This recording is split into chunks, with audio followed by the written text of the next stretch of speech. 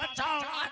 या खाता भाई बाबा गमाई के ठंडावा में हमारो मतानावा बहारा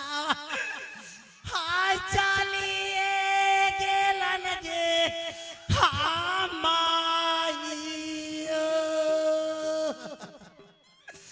बतावा हमने बूढ़ा बूढ़ी घर में ऐसे पारा लवाई बेटा पुतल एक कठोला लगावा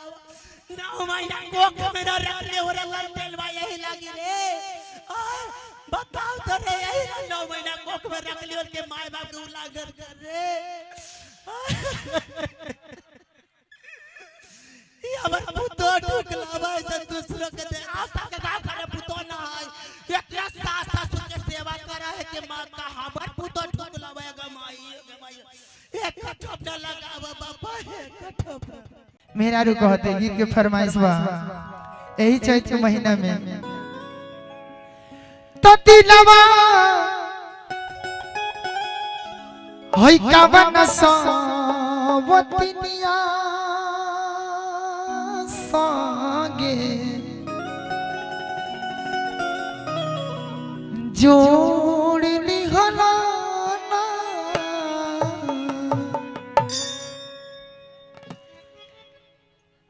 ए सखी का हो हमर राजा जी परदेश में बसल बने हर चैत के दूरस महीना में कबो गरम होता तो कबो भीतरी जाड़ समाए लगता ए सखी हमर बुझाते नहीं कि हमर राजा जी की याद हम आवत कि ना हमरा तो बुझाता कि हमर राजा जी छोड़ के कोनो दूसर सोती पर नहीं खन फंस गई जगन्नाथ बाबू के रख लेबा ए सखी हमरा बड़ी डर लगता अगर जगन्नाथ बाबू अपना कस में कर ली तो हमारे शरीर के का हुई ए सखी पूरा चैत भर हम कैसे जियब केकरा को जियब ए जी के बानी चंदन जी यही से हम राजा जी खातिर कहल चाहतन छोड़ के हमके अकेले ही राह में छोड़ के हमके अकेले ही राह में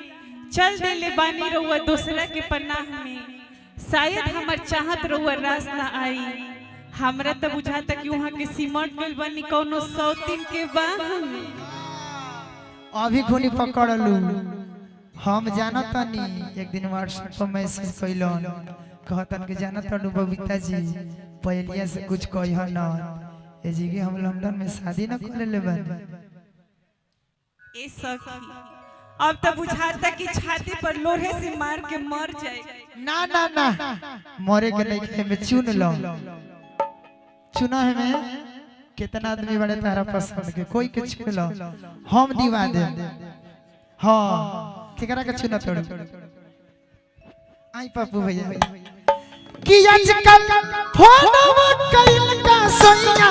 छोड़ दिहल ना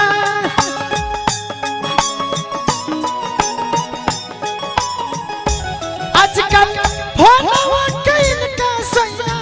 छोड़ दिहल ना तो दिनवा कावन सौमकिनिया संगे जोड़ दिहल दिनवा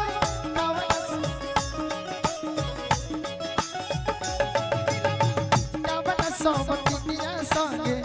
जोड़ दिहल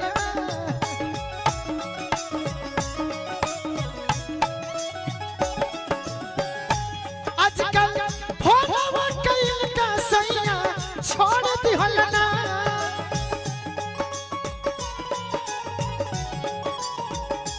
आजकल फोनवा कइल का सैया छोड़ दिहल ए तो दिनवा कावन सौमकिनिया संगे जोड़ दिहल दिनवा कावन सौमकिनिया संगे जोड़ दिहल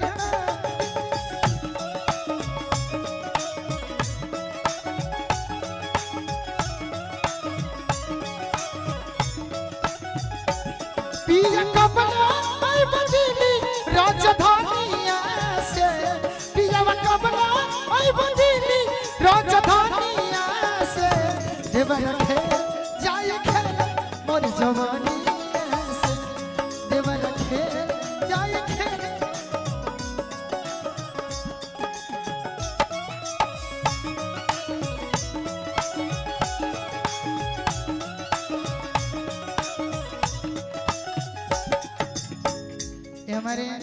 इस गीत पर खुश होकर के मुरलीधर जी की तरफ से बहुत बहुत पुरस्कार हमारा तरफ से दिल से स्वागत है। हा रुक जाए अरे मैयो गे मैयो बुलकनी चाची है ना हम देखा ही हुआ तोरा हो हम देखा ही है तोरा यह ना बुलकनी चाची है माई बनेले रखस रहुआ के जैसे रहुआ कलाकारी वाला धैर्य बने वैसे ही रहुआ दिन पर दिन तरक्की करी। ए पायल हेने आओ मर्द हेने आओ यहाँ के चिन्ह तोड़ू चिन्ह अभी ना चिन्ह हां तनी सर्च मारी ह बुलकनी चाची के कॉमेडी ए तनी एगो कॉमेडी बोल दी। अगे माई ये भाई बाची बोली का खाना माथा बरातर ना रखत बापा आओ का करे बेटी पुतो नहीं दे चारों दिन एकरा ठुकरा ना होला दो पर गली में ढुक के ओकरा से फुसफास ओकरा से फुसफास यही बेटी पुतो के लक्षण है के तब बुलकनी का घर में नाच चले वाला है बुलकनी सब दिन माथा बरातर रात चले सुन ना अगे भाई ये को फटार बुत फटार लाल लाल पांच दगल मांसा का छाड़ा यार खाता भाई बापा गे माई देखिए हम ये प्रोग्राम है ओनली बबीता सागर का हम सुने कि इनका प्रोग्राम है तो मैं और बहुत अच्छा लगा इनका ओनली जो आवाज जो है निर्गुण का आवाज भी गाएंगे अभी भोर तक इनका आवाज हम सुन गया अभी इनका मेन प्रोग्राम बाकी है और इनका जब आवाज सुनते हैं गुल्लू राजा के साथ में हमेशा प्रोग्राम होता है तो बहुत अच्छा लगता है। एक और वीडियो मेरा वायरल था उनका शॉर्ट में हम ज्यादा टाइम नहीं लेंगे इंस्टाग्राम पे वायरल है। आगे ठंडावा में हमारो मतानावा बहारा हाय चलिए गेलन गे हमाइयो बतावा हमने बूढ़ा बूढ़ी घर में ऐसे पारा रवई बेटा पुतो एक कोठा लगावा 9 महीना कोख में न रखले हो रहा तेलवा यही लगी रे बताओ तो रे यही 9 महीना कोख में रख लियो के माय बाप के उलागर कर रे ये हमर पुतो ठुकलावा से दूसरों के दे आशा के गांव करे पुतो ना है एकरा सास ससुर के सेवा करा है के मां का हमर पुतो ठुकलावा गे माई एक कठप न लगावा बापा एक कठप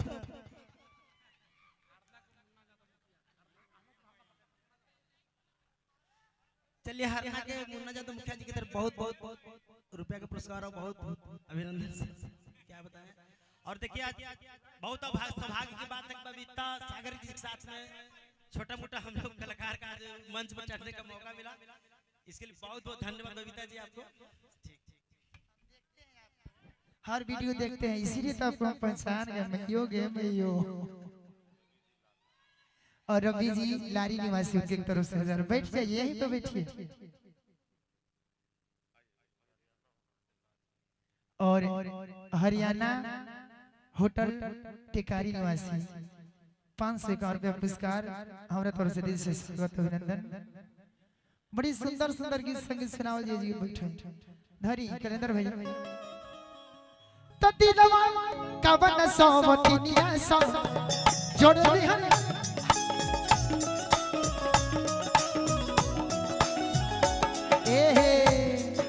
राहुल कुमार अहिरा के तरफ से बहुत बहुत पुरस्कार हमारा तरफ से दिल से स्वागत अभिनंदन।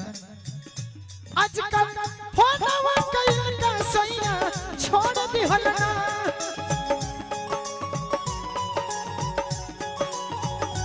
आजकल फोटोवा कइला का सैया छोड़ दिहल ना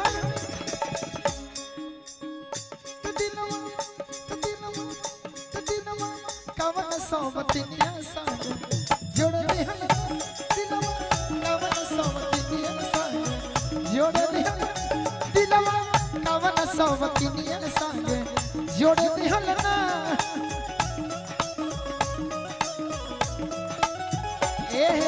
तुमको चाहा था तुमको चाहेंगे जो किए वो निभाएंगे ऐसा ना हर कदम पर ना छोड़ेंगे तेरा हमको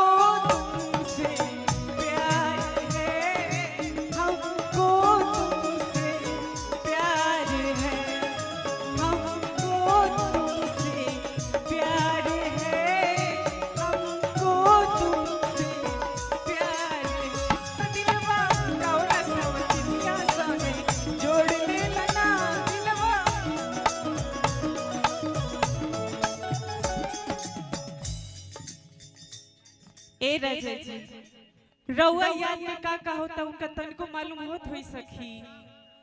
ए सखी उनके याद में हमर हाथ की कंगना खन खन खन करता। ए सखी उनके याद में हमर पाँव की पायल छन छन छन करता। उनकर तनिको मिजाज टन टन ना करत होई सखी। टन टन कहाँ से करी उन्हें फोन फोन करता रहता।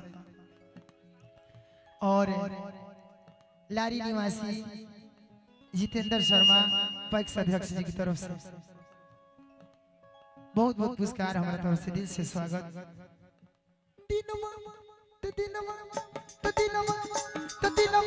कवन सौवतिनिया संगे जोड़ली है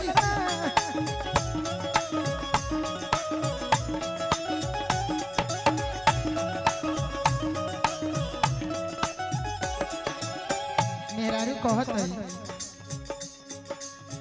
देह तू बनाई लियोली आयु तोहर के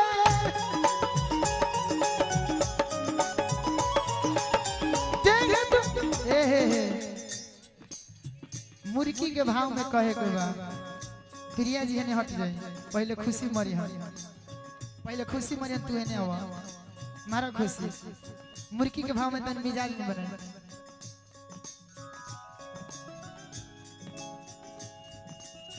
देह तू बनाई लियोली